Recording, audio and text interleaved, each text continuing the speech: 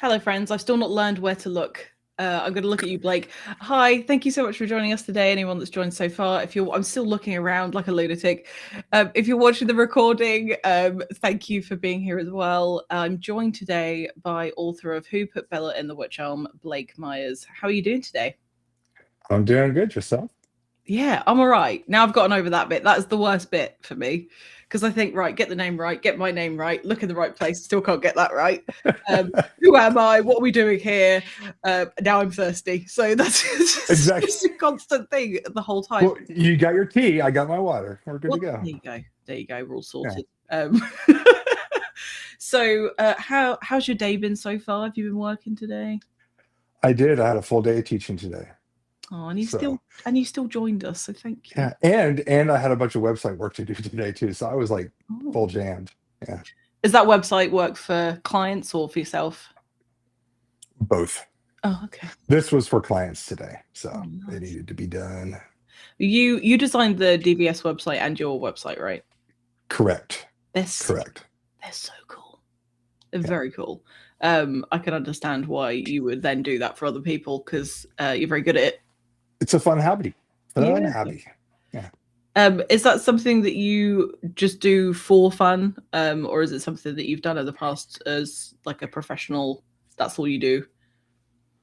Well, my degree is religion philosophy. But Oh. in college, I just randomly went into one of my friends' rooms and we were just talking, whatever. They're computer science geeks. Mhm. And they had an HTML book on their table. Now, this is in like the mid 90s, Mhm. and internet's still baby. And I said, "Oh, this is the make a website, right?" And they're like, "Yeah." It's like, "Well, let me try this out." And they're like, "Okay." So I just grabbed their textbook for their class and went back to my dorm room. Mhm. I just came back like 45 minutes later, said, "Hey guys, look at this." I pulled up the browser and showed them the website I made. And they're like, "You jerk. We study this crap." And so, yeah, I've just been doing it. I've been doing it ever since. Self-taught 100%. Mhm. I do a lot of reading, a lot of research on it. And so I have lots of clients. Most of those clients are former employees or Mhm. employers, stuff like that, friends. But they're paying and they pay quite well. Awesome. Yeah, I remember when we first connected in some kind of way. I'm pretty sure you checked out like how fast my website was or something like that, and you were like, "This Yeah. guy's clogged up," and I still haven't Yeah. fixed it. I'm working on it at the moment, but it's been the it's a pain in my butt. I am having a Yeah. horrible time, and it's largely because I have no idea what I'm doing, and I'm using the WordPress blocks. And I've decided that I needed to rip everything completely off of it and start again because I made it in such a way that there's no way to put this vase back together again, even with It's tough. this glue. So I just It's tough. feet the other day, and it's depressing. Um, yeah, I can't stand WordPress. Yeah. WordPress was not designed to be a website like platform. It was designed to be a blog, and it's Mm. turned into one. It's turned Yeah. into a CMS, for people use, and it's awful. Mhm. It just creates the most bloated websites. So for all you kids out there listening, don't use WordPress. Use something else. Now, a lot of times, those other things are also going to be the same type of blogging platform that's been hacked and turned into a website Mhm. CMS. It's awful out there. So I Yeah. don't use it and I refuse to touch it.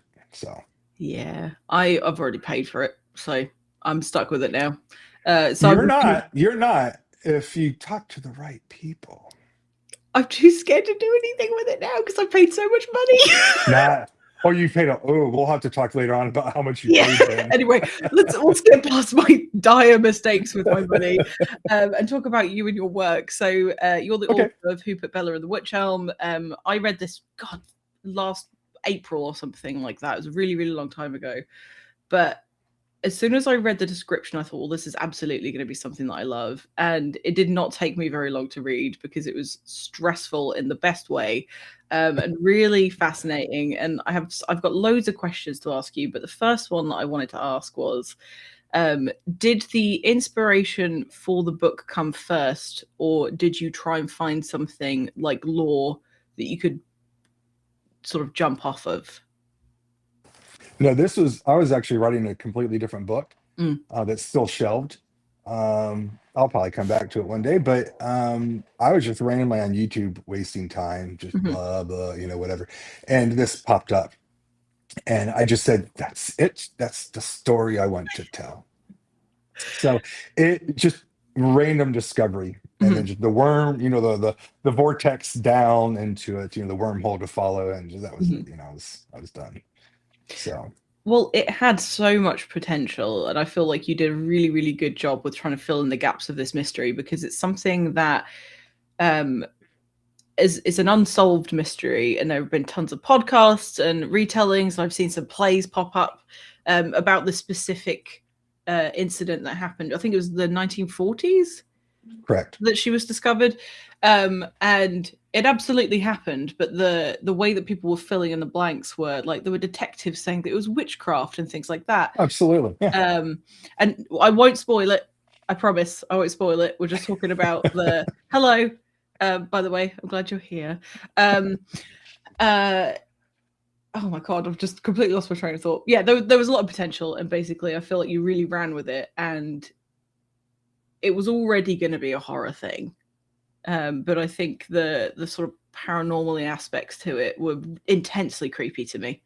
I don't like spooky ghosts and things like that. They freak me out more than like actual real life Oh yeah, murderers. absolutely. Yeah, same here. Which is why I like those types of stories. Yeah. Mhm. I'm still afraid of the dark because of that, so. Me too. I have to have like a book light. If I go to the toilet, I have to use a book light, and I do this, and I sweep it across Yeah, the on my hallway. phone, yeah, What's yeah. happening? Oh my goodness. I have to push my chair. Like right now, I'm sleeping in the living room because of the dog.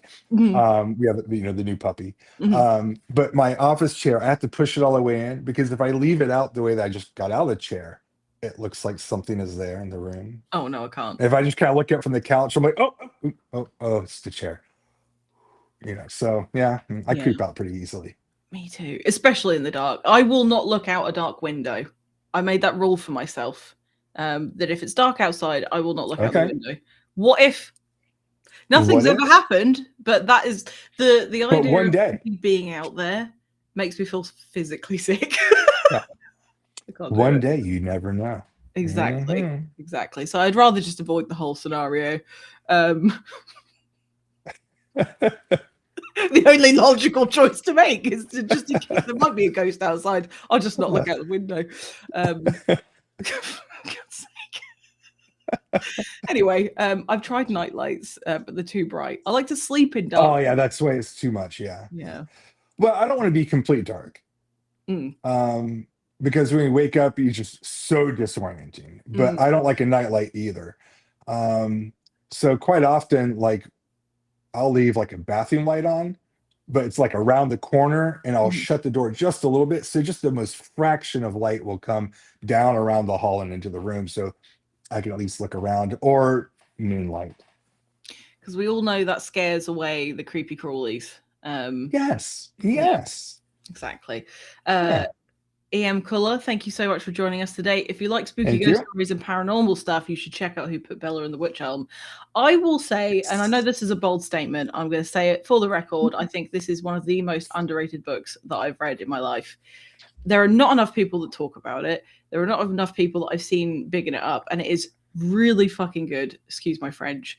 And this is your debut. I know that you said that you've written another book Yeah. that was shelved, but this is your first, like, you're publicly letting strangers read your work, which is Yes. a huge Correct. Yeah. deal. Yeah. It And you is. came out of the gate with an absolute like legend of a book. So you should be super proud. Thank you. You did you did marketing around this book, and so you kind of, from what I saw anyway, this is how I came to find it, is that your Twitter page is called Bella Hagley Wood, I think, is the tag, and that kind of creeped me out. The whole thing was really weird, and I was so intrigued by this like weird dude that had written this weird book. And that's why I gave it a chance in the first place. When it comes to marketing, have you found any challenges that you have been able to overcome that you could share with the group? As if this is like an advice Overcome circle. has I mean, I think the only indie author who's ever really overcome marketing challenges might be like Sanderson. Like, I mean, come on. the rest of us are all struggling. Darcy Coates, although she's still technically indie and she sells a lot, but Mhm. I mean, come on, us indies, we struggle with this. I have not overcome it at all, Not even because one thing. I go free 99. I am not paying a Mhm. penny to anybody, Mhm. and most of that comes from the fact that it's a crapshoot. The only people who are guaranteed to make money off of advertising are the people who are selling you the advertising. Mhm. And that's so annoying. Now, Amazon's guaranteed to make money if I give them money, but Yeah. I am not. Facebook is guaranteed to make money, but I am not. Mhm. Twitter is guaranteed to make money, but I am not. And that is really, really hard. And of course, we know from the Penguin lawsuit, they only put like 2%, even for them as the big five, they only put 2% of their budget into marketing. Oh, really? Oh, I didn't know that. Yes. Wow. And even then, if you're just a normal average author, they're telling you got to do your own marketing. Mhm. Here's some suggestions of what to do. They only put money down on big names. If you're Mhm. Stephen King or Susan Collins or Anne Rice, well, yeah, you're going to get stuff because your name is going to bring in, that attention to it. But every Mhm. normal person, average new signee to a contract, no, they're not going to get jack squat. So yeah, I don't want to pay any money because that's just more money out the door. Mhm. So free 99. That's it. Yeah, no, I feel you. I mean, it definitely seems like your involvement with the Dark Veil Society has been a really good move in terms of for all of you in terms of like mutual support, and it makes it so that I'm just talking about my own feed on social media. I see all of your books so much more Right. because you're all talking about them. And that seems to be really, really helpful when you have that tight community that is willing to help support you and shout about your work because kindness is free and people sharing about your work is free. So, Right. yeah, I think it's really cool what you guys have going on. And it seems to I definitely be love the doing group. something. I mean, the group is fantastic. And that's actually why I wanted to join Mm, because I fell for it. I bought Molly's book, Dark Bloom, which because is I just kept great. seeing it over and over again. Yeah. And I was like, well, I see this book, I'm going to pick it up and get it. And so I did. And then I found out, like, oh, this is a group of people that are doing, oh, that's so sneaky. I love it. And I knew right then and there I wanted to be a member. Mhm. So Mr. Bradley one day, I love to call him that, Mr. Bradley one day put a post out there. If anyone is interested in joining the Dark Veil Society, send me a DM. So I picked up my phone and immediately started to message him. And I said, what do I have to do to join? How many goats do I have to sacrifice? And he's like, just give me one, man. Just sacrifice a goat. So I I took a picture of a plush, like I just downloaded a picture of a plushy goat, like from a toy or something. And then over a drawing app, really terrible, I drew like, a slit throat and a person holding a little knife. I have it somewhere. I'll post it in the comments. And he thought it was great. He's like, yep, okay, you're in. I was like, yes. That's fantastic. One sacrifice goat to get into DVS. And it's been well over a year now, right, since you joined? I think I came in, yeah, right around now. So Mm. it could have been February. It was before my book launch because Mm. officially speaking, my book was the first book to launch as a DVS person Mhm. because Dark Bloom launched before she created Dark Veil Society with Amon. So Mhm. Well, H.M. Reed had to sacrifice his dogs. So you got off lightly. I guess yeah, as time goes on, the slot at DVS becomes more valuable, so you have to yeah, do more and more to you get do. in. I That's what, get it. yeah. I mean, I get it. eventually it's going to be a real goat, a real child. Yeah, yeah, It'll yeah, escalate from here, and it'll yeah, be like yeah. live feeds where people have to sacrifice their parents, Yeah. and stuff, but all for the greater good. And I understand because book Yeah, marketing is yeah. really tough. Well, hey, if it sells a million books, you better believe. Sorry, mom. It's what she would have wanted. That's what she would have wanted. Oh god. Oh, I do you know what? I expected it to get dark very quickly, and I'm glad that it did.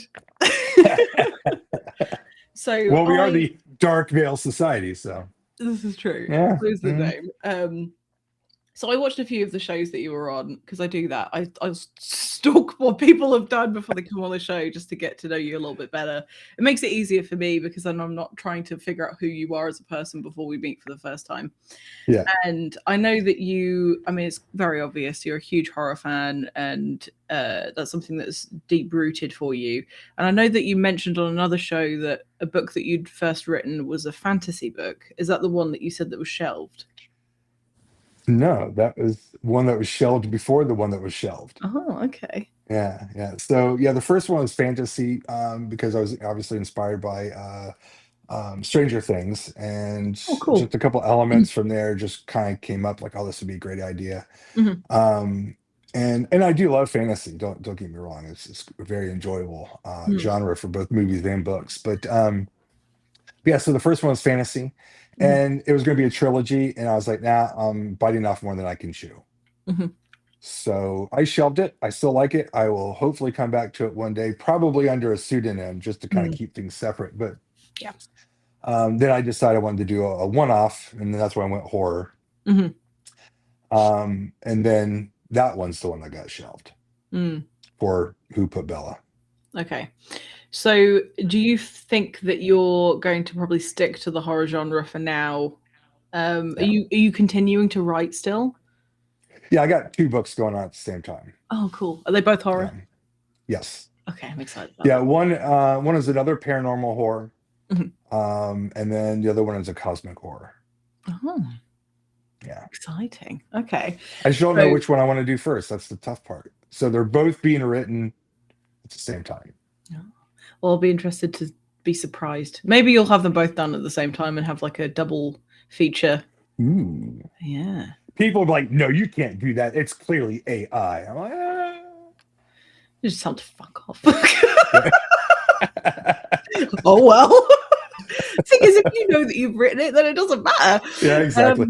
But I am jealous though. I will have to say I am jealous of anyone who self-published Mhm. before 2023, November 2023, because they'll always be able to say, I did mine without the help of AI. Mm. And so anything that I write after that, clearly you know for a fact I can write without AI. Everyone else who entered into the game after November 2023, Mhm. people are always going to make an accusation or whatever. And to some degree, it's like, oh, whatever, who cares what you think? But, Mm. that stigma is always there. It's like, Yeah. like I busted my butt for this. Yeah, I mean, I've even seen people like sharing their entire process and talking about how they got to the point that they got to, and they still get accused of using it. I think it's just something that's just it's just another thing that It's going to indies happen. and trad published authors are going to have to battle. I mean, It is. It's there part have of been, life. yeah, it's what it is. I think as long as I always say that it's a success for you if you know that you've put in the work and you're happy with what you've produced, and what other people think about you and what you've done is kind of none of your business. It doesn't really matter, Yeah. because if you've done it for you, Yeah. then you couldn't possibly disappoint yourself. Right. So yeah, I mean, it just depends on the person. It does. Yeah. I didn't think that we were going to live in a dystopian future as early as we are, but it's been very inspirational to me. Yeah. Although I feel like I'm telling you, to it wasn't as much of a dystopian paradise as I thought it was going to be, because I swore we were going to get zombies after COVID, and we didn't. yeah. I'm a little bit glad because at that time I got up Because to I didn't want to be one, pounds. I got up to 300 pounds, my friend, and I would have been a tasty lunch. Okay. For someone, I would not have survived. I don't think I would have survived now because I get out of breath. Well, that's why you got, what is it? Rule 2, cardio, I think. Yes. From Zombieland. Yeah. Zombieland, yeah. I don't know if it's Rule 2 or not, but it's, cardio. Yeah. I'm a last minute person. Everything I do is last minute. I am motivated by the stress of, oh my God, it's happening now. And I feel like I'd probably train my cardio side of things just as everybody was turning. Yeah. Well, there you go. Oh, I've got to do that now. Because I strength train. And that's something that there you go. You can fling a zombie. I couldn't outrun one. Fisticuffs. You know, come Yeah. on. Yeah. Anyway, but I'm finding it really inspirational. And I predict that there are probably going to be a lot of, I mean, a ton of like books that are dystopian, sort of sci-fi, cyberpunky. There's going to be a lot of like AI's taken over and killed everybody, and it's going to be really miserable. I can just see a bunch of those coming out in the next 2-3 years. Oh yeah. Which is it's a popular genre, so Mm. I mean, I'll read at least a few of them, you know. As long as they're good, Because zombie books are best when it's an apocalypse. You know, some settings, it's just, you know, like, okay, if it wasn't a zombie apocalypse and it wasn't dystopian, like, would zombies really be that much fun? Mm. You know, it's like, okay, we live amongst them, yay, you know. Yeah. Well, it's almost like the end of Shaun of the Dead. I was just thinking You know. about that. I was just thinking about The that. greatest movies of all time. Well, you got a little red in your shirt. And so, yeah, but you know, they kind of end that way. Society kind of comes back and everyone's living amongst them. Your best friend's still there playing video games with you. But yeah, I mean, it's, you know, so some storylines really do work best if it's dystopian, you know, post-apocalyptic. So I don't mind it. I like it, but yeah, sometimes too much is too much. For sure. Yeah. I definitely like romantasy, you know, there's just too much of it, you know. I kind of agree in the sense that like it's oversaturated in the market and there's a ton of it and that's what the expectation is. But I also I flip-flop. So I go, there's a lot of that shit out there, or whatever the thing is. And I think, oh, I'm really glad people are reading though. I don't really care what it is. Well, yeah, that's true. And a lot of people buy it. So don't get me wrong. I mean, it's a super popular genre for a reason. Yeah. Because there's a lot of money to be made in it, a lot of sales. So I don't blame those people at all. And you know, everyone's, you know, inclined to like whatever they want, you know. But there's a lot of it. A lot. I definitely wish there were more obscure choices in places like Barnes and Noble, or I don't know what the sort of local, if you have any chain bookstores where you are. I wish there was like a little even just a small section that was like really obscure shit you've never heard of, because that's what I like to read. Yeah, but I know that's not what particularly sells unless it's like controversial and everyone's reading it to slag it off or whatever. Well, all niche markets are going to be that way. Yeah, they have a small number of people who will buy, but they're very, very dedicated. You know, so yeah. I love extreme horror. I'm a huge fan of extreme horror. If it makes me feel physically sick, then it's like up my street. Or if I read the description, I think this is awful, I have to read it. There's just something about it. There's something about it. Are you that way with movies that you watch as well? No. Because I can make it up in my head if I'm reading, and if I get scared or if something freaks me out, I can like turn it into glitter instead. But I can't unburn my retinas when I see something. Turn it into glitter. Okay, so there's this great video group called Viva La Dirt League. Okay. And there are these guys from New Zealand, and they do all kinds of different funny videos. Check them out, Viva La Dirt League. They're hilarious. And they do a whole section of series on D&D and video games. So one of them, they have this game that they play. It's a fantasy game, and they have a bunch of skits all based off of it. And one of them was when children log in under their parents' account. And so they're playing, but they have the children's settings on. And the video is from the perspective of an NPC. So one of the NPC characters is watching. And the children are going around like, I'm stabbing them with the balloon. And then you just see like glitter go everywhere, you know, and they're just going around and like people pop like a balloon, you know, whatnot. And they're just laughing and giggling, you know. But then it shifts to the perspective of the NPC and they're just slaying people, bodies everywhere. And he's just sitting there in horror, you know. Oh, it's great. I love Viva La Dirt League. Highly recommend them for some entertainment. They have so many great skits, and like they actually have like shows where they're like different types of shows. Oh, they're great. I love them. Oh, that's dope. Yeah, I'll definitely check them out. I'm a huge video game fan. Do you play video games? I used to, not so much anymore. I don't have time. I'm sorry. It is what it is. I made a choice: have children or play video games, and I chose the video games. I chose children and a dog. Good for you. That's awesome. We will make our choices. It just made me think of, I don't know if you've ever played Diablo 3, But Well, the first one. I'll say I played the first one.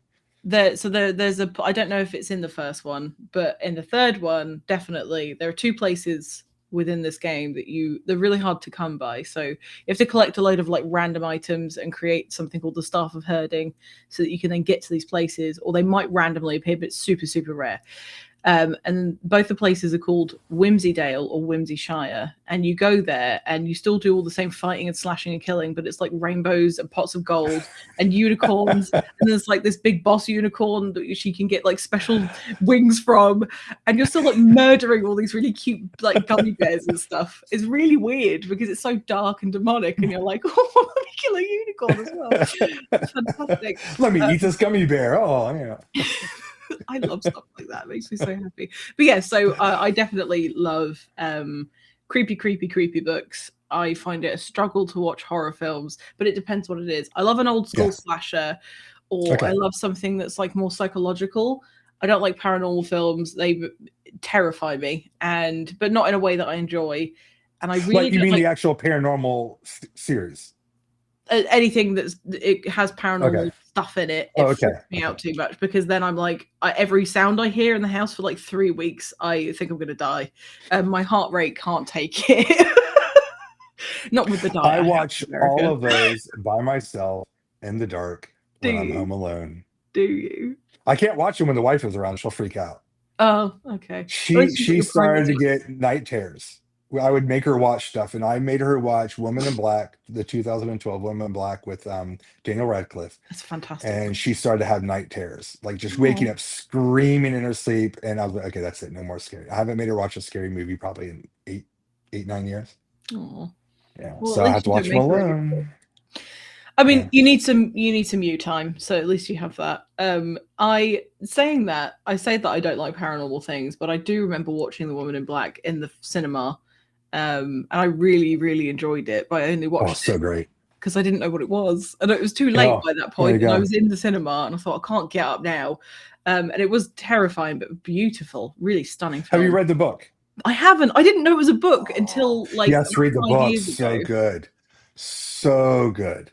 It's actually it's a major inspiration to me. Both the book and the movie's major inspiration. I love it. Oh, it's fantastic. Okay. It is on my TBR, but I also have 1,000 other books on there, and I need to read. Really, I can't imagine that you would have 1,000 books in your TBR.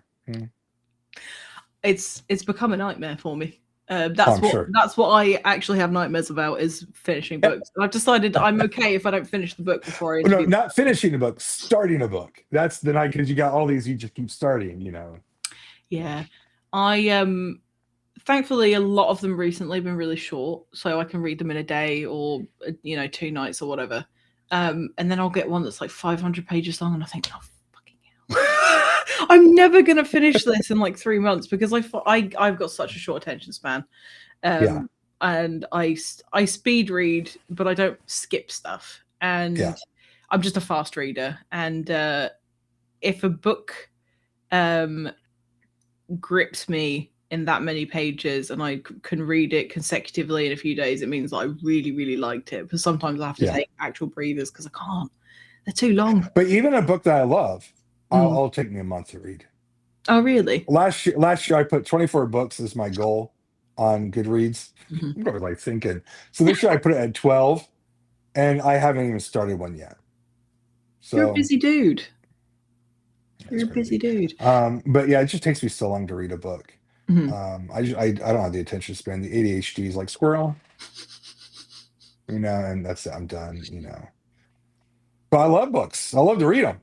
It's so tough. So, and also, like, when you have a kid and a puppy and a partner and a job and all that sort of stuff, it is hard to fit in time to read, because 3 jobs. A jobs. A jobs. When you have a jobs, it is hard to fit in stuff. But I have, I'm really lucky to be able to shape my whole life around reading and talking about the things that I've read. But I didn't want to go down like the reviewing side of stuff, because that doesn't interest me in any way. And there are people that do it and they're really good at it, but I'm not the kind of person that can look at a book analytically and be like, okay, these are the things I loved about it, these are the things I didn't like about it. I either don't finish it because I don't like it, or I finish it because I loved it. And that's kind of my black and But white way of viewing but books. honestly, as a reviewer, Mm. or okay, I'll say this as a reader, Mhm. I never really want to read a long review. Mhm. I just don't. I just want to see the short, sweet, simple stuff. Mhm. The ones that are just honest, straight, boom, 2 or 3 sentences, Yeah. done. Um, and I think a lot of people are that way. Mhm. So I'm not knocking people who like to do these in depth, and I've had a couple of really big in depth ones from um, the book tome. Mhm. He did a really long one, and I really greatly appreciated that one. That was one of my first big ones I got. I loved it. Mhm. But some of the ones are just like 2 or 3 sentences, just as great. And I think for readers who are looking for books to find, those are the things that they read really quick. They don't want to Mhm. read a whole book on a book that they don't even know if they want to read yet. Yeah. So they want to read just a couple quick things. Then they decide, okay, I'm going to read this book now. Mhm. So, so yeah, I don't think you should worry about doing a big, huge book review thing. Just 2 or 3 sentences, you're good to go. Yeah, I'm so behind on reviewing books. I feel bad almost, but then I'm like, I'm still talking about them. It's not like I'm ignoring the books that Right. exist. And there's going to be one day where I sit down and I go, right, I'm going to catch up on my reviews and I'm going to review 100 books. That I've read so many that I haven't reviewed yet, and I feel Wow. awful because I'm like, I want to lift up indie authors, and the indie authors like, just review the book, and I'm like, no, I'm going to do this other thing instead. But honestly, though, I'm trying. just throw in the 3, 4, 5 star, Yeah. whatever, or 2 or 1 star. Mhm. Just throw in the star ratings for now as a placeholder. So at Mhm. least you got that done. You could do that probably a lot faster. Yeah. And again, uh, as an author, I Mhm. appreciate that just as much as I do a review. Mhm. So that pops up. Hey, I love it. You gave me a 4 star. You gave me a 5 star. I'm a Mhm. happy dude. With or without a review. The only time I get a rating with no review that I want to review is if it's a 1 or 2 star. And For I want to sure. know Yeah. why it's a 1 or 2 star. Mhm. But if you're giving me a 5 star, you don't need to tell me what you liked about it. You gave me a freaking 5 star. Yay me. So Yeah, I get that. It's something that I try and keep up to date with, especially if I'm reading an ebook, because if it's connected to Goodreads, then I can instantly do it and I don't have to think about it. right. But usually I I read in bed most of the time, so I'll go to bed at like 9 o'clock, and then I probably won't stop reading until maybe 1, and by then I'm spent. So then if I finish the book, Yeah. it flops over the side of the bed and I go straight to sleep and I don't think about it Yeah. after that. So anyway, that's my problem. So HM Read. I have the tendency to do long ones, but I found it puts too much pressure on me. So I intend to get to the point and do much shorter ones. I think that's a good point, is that especially if you're trying to support your fellow authors, or if you're just trying to, help writers in general, it probably is better to just do something than nothing. Right. Do as I say, not as I do, but it's probably Right. better to do that. But you shouldn't put pressure on yourself to do things that you don't enjoy, especially when it's stuff like that. Like, there's no expectation on you other than the expectation that you put on yourself. And I will not read reviews before I read a book. I will not do it. Oh, you I won't? Okay. This is going to sound really arrogant. I will not have somebody else tell me whether or not a book is good. I won't do it. Mm. It annoys me because I tend to read books and then I'll look at the reviews and think nobody liked this, but I loved it, and so I That's don't true. find That it to be happens. Yeah. reliable. I don't find it to be reliable, but I some mean, I people don't go really love. looking for reviews, Mhm. but sometimes I'll find myself reading 1 or 2 of Yeah. the short blurbs. But the thing about a big review is that you read it, you see all this great information, and you're Mhm. like, man, I wish I would have known that when I was in the middle of my beta, Mm. stuff, as early. And that's where I really feel like if you really want to help an author with something long and in depth like that, it actually should be like a beta thing. But Mm. that's my opinion. That Yeah. because I know for me, when I had my beta readers, send me back feedback, and my alpha readers send me feedback, like that meant so much to me, especially when they were detailed. Mm. Not just I liked it, I liked it, I liked it, but like, oh, this and this. And that really helped me refocus the story and make the necessary changes I need to make. Mhm. Getting a big review like that at the end, it doesn't do anything for me as an author. Great, people might like to read it and Mhm. and they might pick up my book for it, but it doesn't actually do anything for me because the book's already published. Mhm. I'm not gonna change it now. Yeah, I totally agree. I think there is a place for the long reviews, and I know some authors really love them. I know some Yeah, readers really, really love them. I don't want you to spoil a thing for me. I totally agree. I rarely read a blurb. I'll only do it if I have absolutely no idea what type of book it is. I try and get the gist. I rarely read the whole blurb if I do. I just want to get the first couple of lines. I go, okay, yeah, that's probably something I want to read. I'll just give it a go. Um, but yeah, I'm the same. I just read a book if it appeals to me, or if I've got people coming on the show. I've read stuff that I would never have touched, and I probably would never again. There are romance books that I'll read. I don't like them. Can I say objectively that this is a good book and the story's good and I can enjoy things about it? Absolutely. But am I going to spend 8 hours of my time for my right. leisure time reading it? Probably not. Yeah. But yeah, I also within the indie scene, it's really good because you see people associating with each other and Oh saying that yeah. they like books. And then if I read a book, I suppose I get influenced a little bit by it. So if I see somebody who I know writes horror recommends a book, I think that's probably going to be something I might like. I'll give it a go. And I'll give it like 30% of the book before I put it down. But I don't force myself to finish books. Do you? Are you a DNF? 30%. Yeah. I'll DNF because of my attention span. Yeah. Um, I have a couple that I've DNF'd, and one of them, I'm not going to say who it was. They're a traditionally published person, but Mhm. um, I the premise of it sounded great. The prelude was phenomenal, Mhm. and then it's based around like an old film reel that was found, and there's something spooky about it, maybe even haunted about what happened on the Was it a film horror reel. movie? It's a horror book Oh, about a there's a book. film reel, Oh, yeah, and then the main character spends, I don't know, like 5 chapters on this niche underground film community. Has nothing to do at all with the prelude of this scary thing that was found. mm, And then they spend another 2 chapters about their autistic child. Now, there's nothing wrong with that. And there's nothing wrong with mm, setting the stage or that, but it was just like, okay, mhm, I don't want to read a book about an autistic person unless I want to pick up a book about an autistic person. I mhm, don't want to read a book about underground film community unless I want to pick up a book about an underground film community. I want mm, to read about a spooky, scary film reel that was found. mhm. And they didn't deliver. And so I'd like DNF. I thought you were talking So about the book horror movie by Paul no, Tremblay, I think. Have you no, read it? Have you read it? no, Oh, I it's so haven't. good. It's so Is good. it? Okay. Yes, I mean I say it's good. Doesn't Another mean one for the it's good. TBR. Yeah, I tell you why I loved it because it was weird as shit. I'm reading this thing and I think I have no idea what's happening, but it's Okay. purposeful and there's lots of like if you like me, you said that you have a difficulty with your attention span. I also have difficulty with my attention span for whatever reason, and I love it when a book jumps around a lot. And this book jumps around a lot, and you're going from like this era to that era, and this voice to that voice. And I love a multiple POV book. That's like my favorite because I don't want to if I don't like that character, I don't want to I don't want to spend time with them for the whole Well, book. yeah, you exactly. You get bored with Mm. that character. Like this, the whole thing is under Yeah, this one person. Yeah, yeah, yeah. exactly. Yeah. I'd recommend it.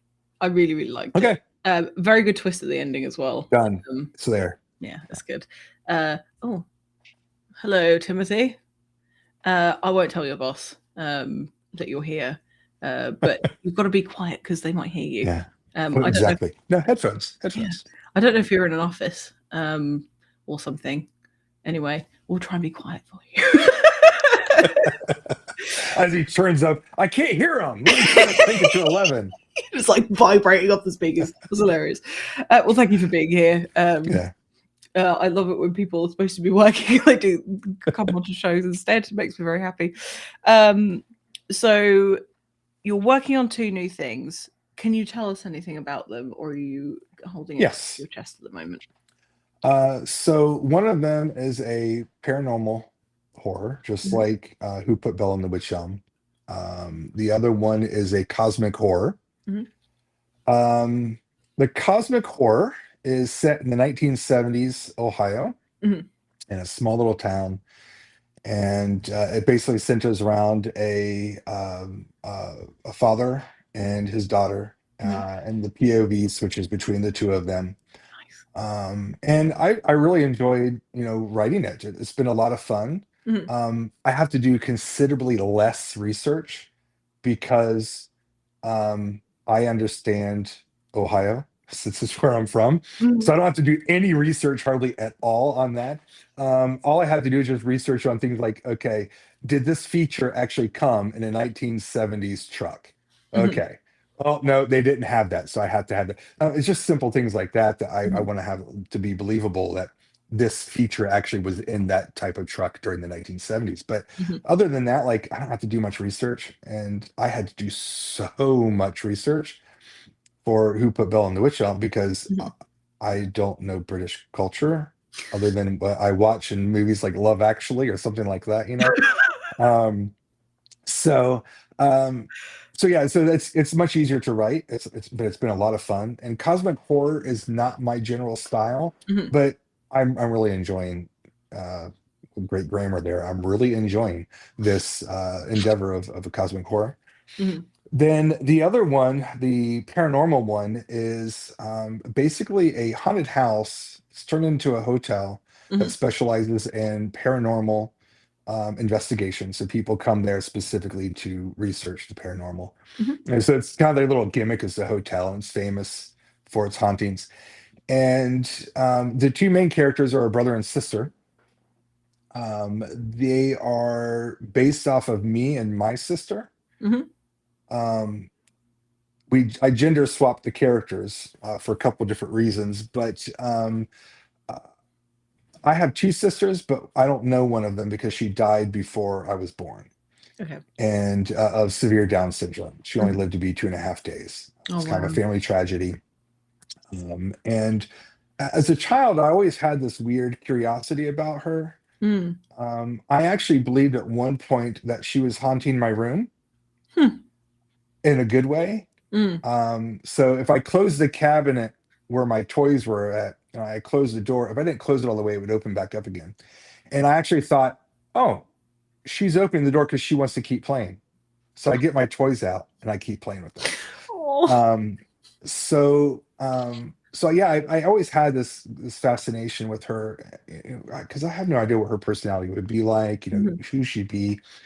So the characters are me and her, Mhm. but the male has Down syndrome in the story, and the sister doesn't. The sister has her real name, so the sister is named after her, Mm. Kara Ray, and then the male character Downs is Blake as an anagram, so it's Caleb. Mm.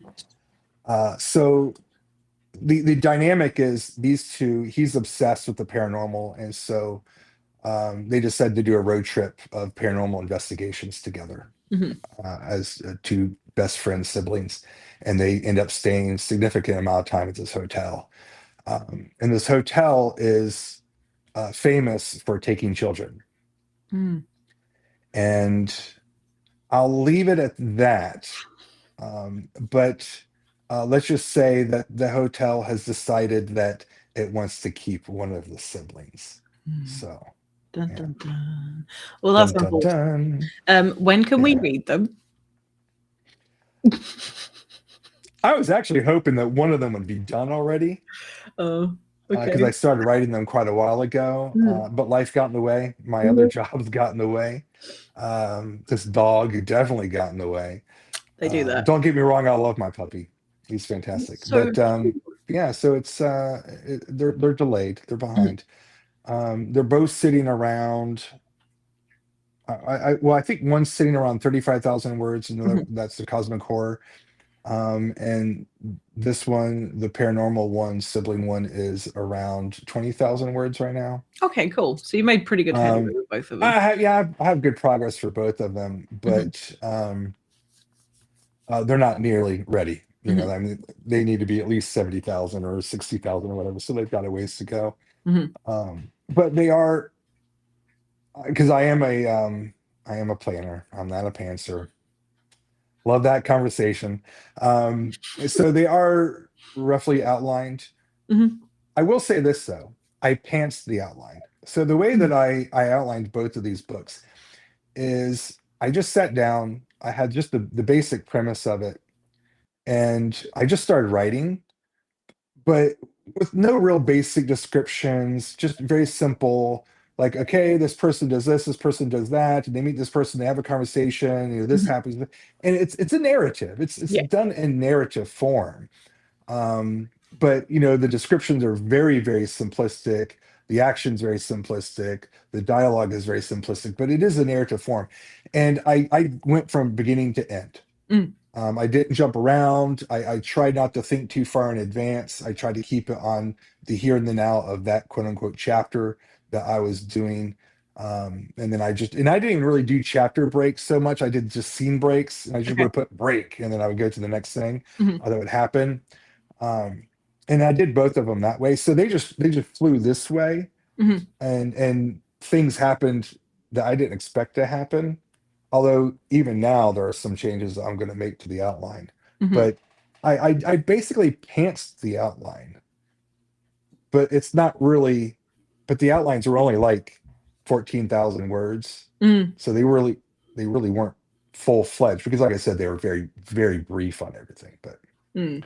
But that was my process for both of these, and I liked it. I felt like it was a very comfortable process Mhm. to let things flow. But now I have this great outline of what I want to work from there, expand on that, and of course, Mhm. then even make changes as I see the changes need to be made. For sure. I really love getting to the point where I'm writing and I go, "Oh, I didn't know that was going to happen," Yeah, because you kind of let the story kind of possess your fingers a little bit. That was a fucking weird way of saying it.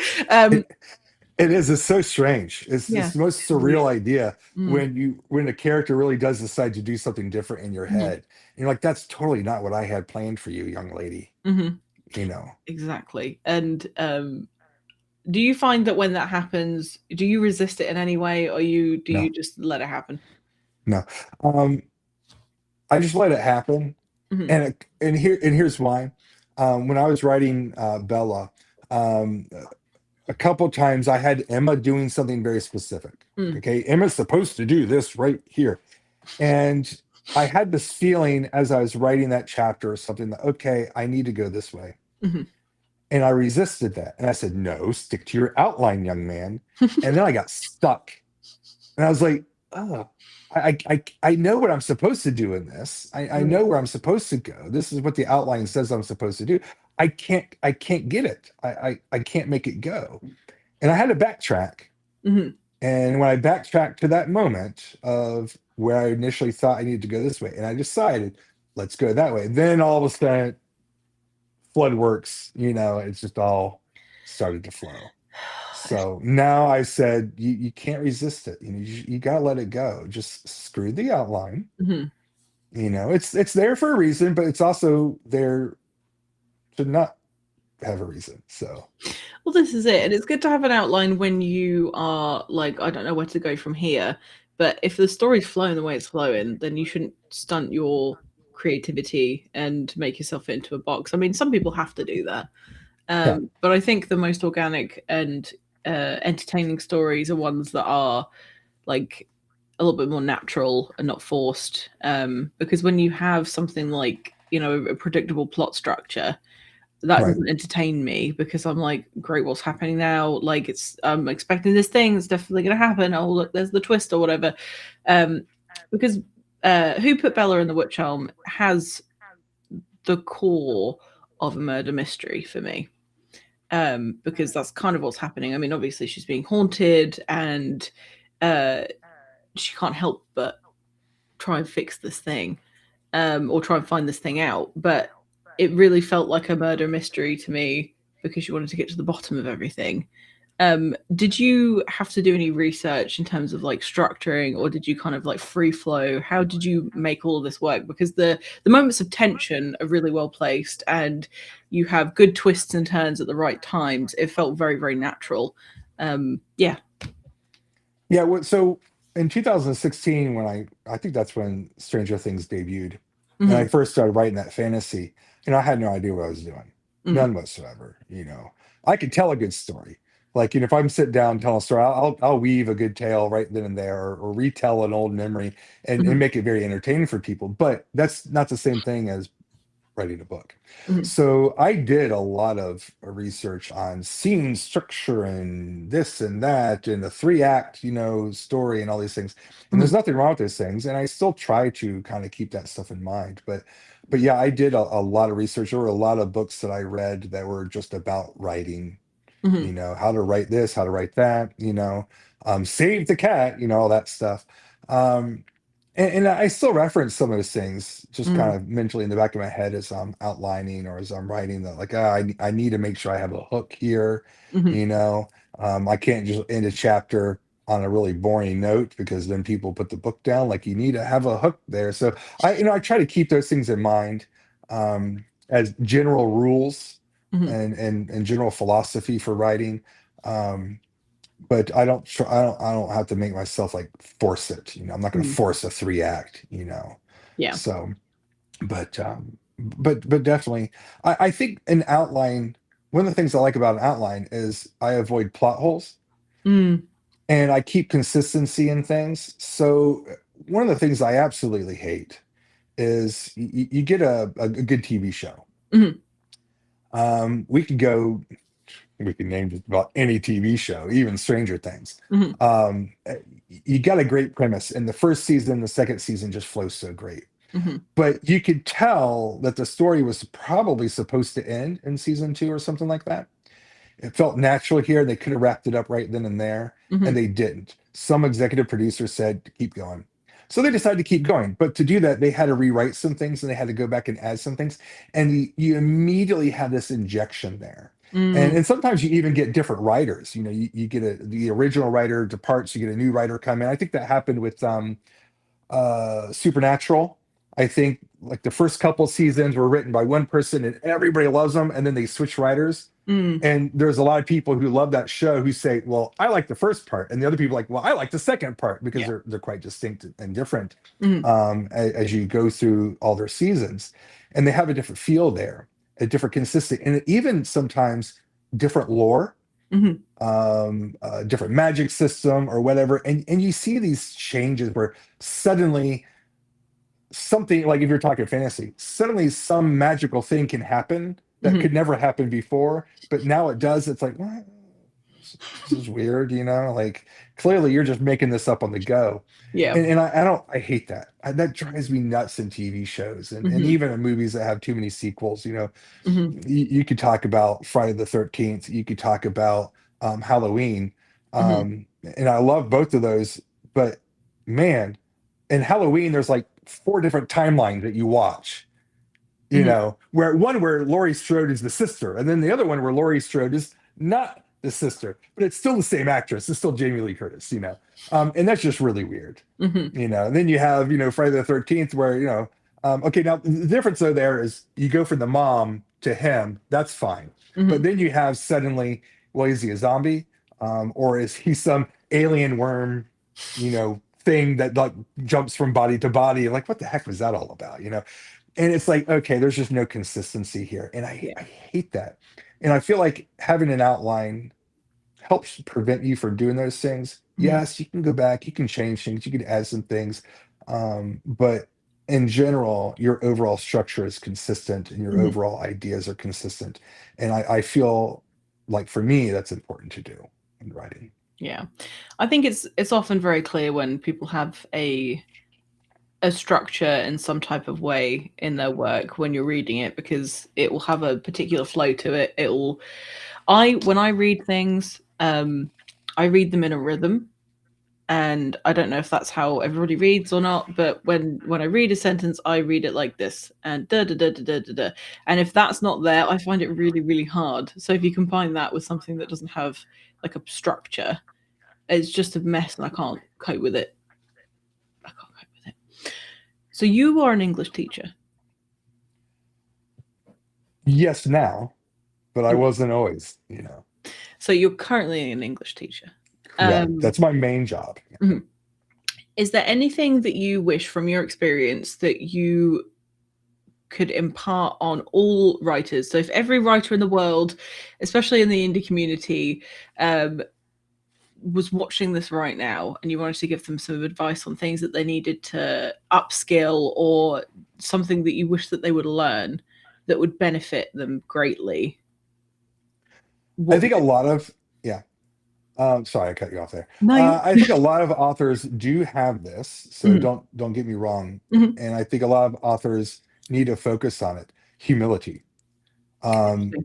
None of us should think that we're the next Charles Dickens. Okay. Mhm, Yeah, Charles Dickens, Shakespeare, sure. They did some amazing things. Like Charles Dickens wrote A Christmas Carol basically without even editing. One draft, no editing really? whatsoever.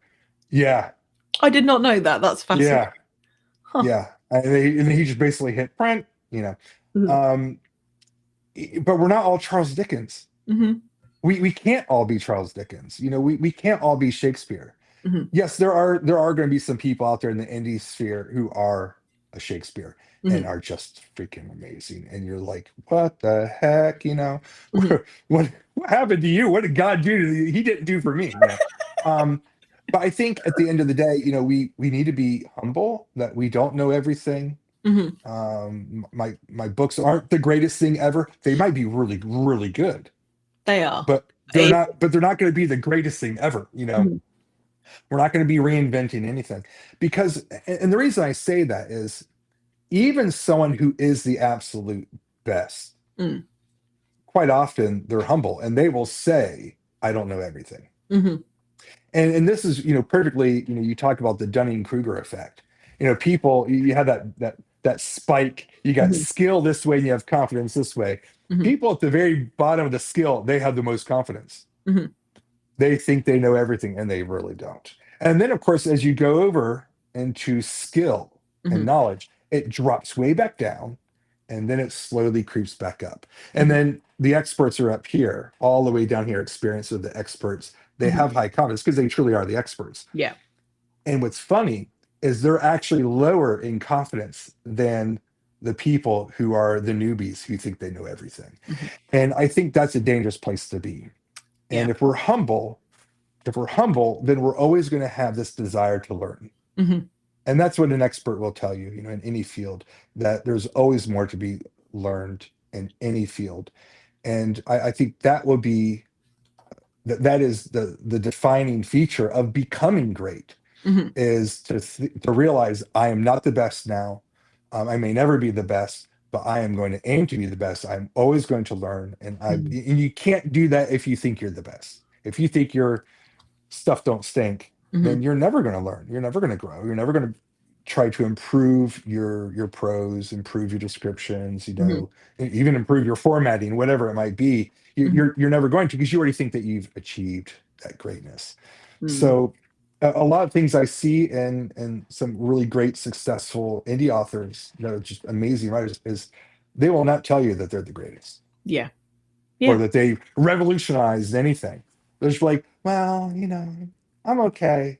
Like, Mhm. you're great. What are you talking about? But that's okay. That's great because they're humble and they're always going to be learning. They're always going to be growing and Yeah. getting better and better and better with each book. I like it when the books get better and better and better. Me too. I have noticed, so there have been particular, I'm not going to bother naming anybody because what matters is who they are as a person now. Right. There are some authors in this space, in the indie space, who I've now known for a year and a half or something. And having read their earlier work and stuff that they're bringing out now, it brings me so much joy to see them honing their craft and asking for, people that ask for help, saying like, does this make any sense? Like, what can I do to Right. make it better? And they want that feedback. Some people, as you say, think that they're the best thing since sliced bread and they don't want to hear the feedback. And if you give them any feedback, then you don't know what you're talking about. You're an idiot or whatever. Yeah. And you're going to be as successful as, your own doing. If Yeah. you have to be, I don't know, you have to be a certain type of person to say that your thing is amazing. I personally am from the self-deprecating crew. I just assume everything I do is terrible and awful, which is a genuine thing. But that doesn't help either, because then Yeah. people It will doesn't. It start to doesn't. believe you, and I then don't. they'll I assume that and I don't like that you're- marketing technique either, yeah, where people are like, oh, my work is a piece of crap and I'm not making any sales today. and then they're Doesn't trying make to me play want that to buy sympathy it. card. But some people do, like, oh no, I'll buy your book, okay, make you feel better. And I'm like, oh, that's such a manipulative tactic. So I definitely think that we should have confidence Mm, and be like, I know that my book is good. mm, But there's also a sense of humility there too. You can have pride mhm, and be humble at the same time. It is a possible thing to do. for sure. And I think that is a nice sweet spot for authors to be when they market their books and Hmm. when they write their books and when they're learning and developing. Hmm. Tim came in here. Hi, Tim. Hi, Uncle Tim. I've started calling him Uncle Tim. Tim! He's the internet's nice uncle. Oh Yes. no, Father Yeah. Tim. Did I call you? I can't remember. Either Father. way, Well, he look, should be Father Tim. he's a patriarch in the community. I've Yeah. decided whether he likes it or not. And then he said, "Do I do that? Did I do that right? Yes, you did great, Okay. Tim." But are you wearing your hat right now, Tim? Come on. You He better be better wearing be. your hat. I hope You you wear better your be. hat to bed, Tim. Let us know in the comments if you wear your hat to bed. Um, look who's in the house. Hello, Jose. How you doing? Long Hey! time no speak. I hope you're doing well. Thank you for joining us today. And thank you to everyone that joined us. That's the DVS right there. Yeah, hell yeah. What was it that Jose said during his interview that really made me laugh? It was something along the lines of, and I'm paraphrasing, DVS are going to take over. We're going to be at your front door in your soup. We're going to be everywhere. And I was like, yes, love that. Man, he needs to write comedy. I totally He writes great horror. Don't get me I wrong, he writes fantastic horror, but he also needs to do some comedy because he's got a wicked sense of He's humor. so fun. Jose, Yeah, you're so funny. some of the things that we type in the Mhm. devious chat, and he'll just throw that zinger in there. Like, oh man, come on, like this is great. Yeah, he's good. He sends me so many memes on Instagram, and they are all so funny and very unhinged, and I appreciate that. You can tell that you're a horror writer. And Tim does always wear his hat. I'm Yes. Oh, assuming there we today go. in the bath, Perfect. all that sort of stuff. Now I've got a real question. Okay. Tim, do you put a shower cap over the hat? If so, is it a special type of shower cap? Because I don't know that it would fit. These are the real questions. But I tend to ask two particular questions of everyone that comes on the show. And before I do that, if anybody's got any questions for Blake, please do put them in the chat. If you could go back to the first time that you started writing fiction and give yourself a piece of advice, what would you give? Don't edit as you write. Now, I know a lot of people like to Mm. do that. So Mhm. for some people, it's legitimate. So I don't want to Mhm. knock on anybody's technique. I know a lot of people who are very successful writers have written multiple books, more than I have. Mhm. So they write a chapter, they edit a chapter, they write a chapter, they edit a chapter. Mhm. And so there's nothing wrong with that technique, but it doesn't work for me. Okay. So my fantasy novel I was working on, it's like at 70,000 words, for the Mhm. first book. I couldn't move on because I just kept editing. And like my prelude to that has been edited like 10 times already. Like I Mhm. haven't even finished the book yet. And so what it ends up doing for me is these first couple chapters are really, really, really fine tuned, and then the later Mhm. chapters are not. And then when I finish the book, I'll do one editing through. So it'll have this backward scale of ultra edited, and it'll slowly make its way down. Mhm. And I don't want that. I want consistency across, in Mhm. terms of my voice and all those things. And for me, I want that consistency, but also it slowed me down. Mhm. I want to get that first draft down, and that's why I'm frustrated right now with the two novels I have because they've been sitting around for too long. Mhm. Um, is I want to get that first draft down, complete, done, and then I feel like everything else just goes on autopilot and just gets Yeah. flying. But that first draft is so hard for me to do. Mm. And when I was doing all that editing, one chapter at a time, write a chapter, edit, write a chapter. But the problem was I would write a chapter, edit it, write the next chapter, go back and read the first chapter, edit it again, and then the second chapter. And that's why there's going to be this like triangular scale to it. And it was not practical. So Blake, if you can go back in time, don't edit as you write. Just write. and then go back and edit the whole thing. I honestly feel like I've been personally attacked. Because that's exactly how I write. And now I'm thinking perhaps maybe I should follow your advice before it's too late. Well, but again, for some people it works. Catherine, not my editor, Catherine. Mm. The other Catherine. Oh my gosh. Oh, I'm so sorry, Catherine. She does a lot of the typesetting for my editor, Catherine, Mhm. Catherine Hall. But she says she does that Mm. because she's written. I don't know how many books she's written, but I know she's written multiple, and she's like, it works great for me. So for Mm. some people, it totally works. So I'm not knocking it. It's just not a technique that was valuable to me.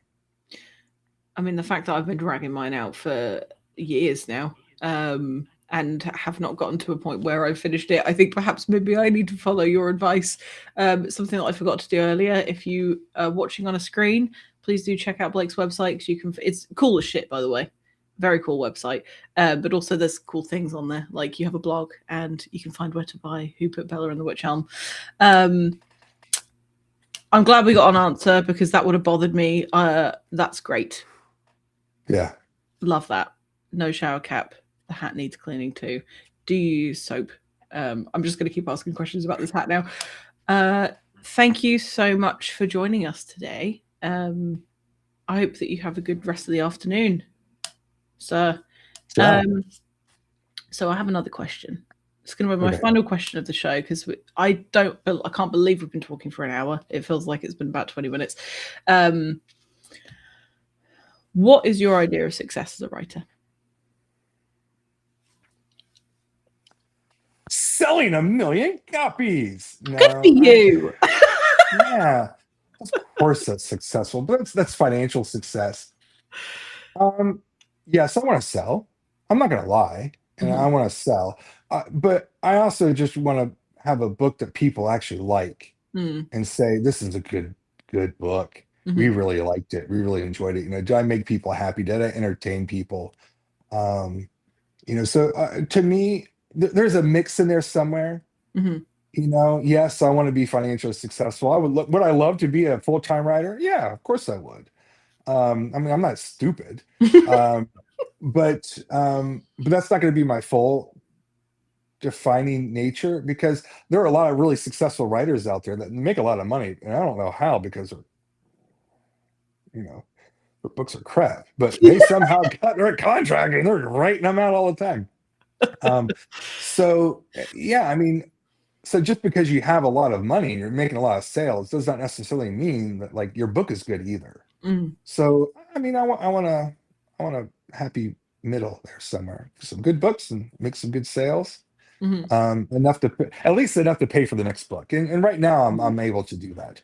That's My cool. sales from Bella have been able to set me up for the next book, you know, for editing and the cover. Although I'm probably going to do my own cover for these next two. I'm not sure. Cool. But definitely for the editing it'll be paid for. So it's nice, you know, that it's not going to cost me an arm and a leg again, you know. Yeah. So yeah, it's an expensive endeavor, but I'm it really is. pleased. I'm really pleased that you've been able to fund the next book with this one because it is really good. And I'm not just blowing smoke up your ass. I genuinely enjoyed it. I finished it and everything. Yeah. Like it's so good, and I just hope that you're infinitely successful with this because I think that you should just keep writing because if you didn't, it would be a disservice to readers Thank you. everywhere. But yeah, I've run out of questions and I don't want to keep you too much longer. But it's been so lovely to get to know you, and It's been fun. that I've had a blast, and I hope that you speak to me again after this. I haven't scared you away, but either way, I'll still read whatever books you bring out. But if anybody that's watching this on the recap, I will put the links below to find this particular book, and also I might as well put the link to the DVS on there as well. And you can find all the other cool authors because you guys all support each other. It's really cute. And for everyone that joined us today, thank you so much for spending your time with us. I'm going to awkwardly wave goodbye. And Blake, I will see you on the other side. Don't disappear. Okay. Sounds Goodbye, good. everybody. Bye.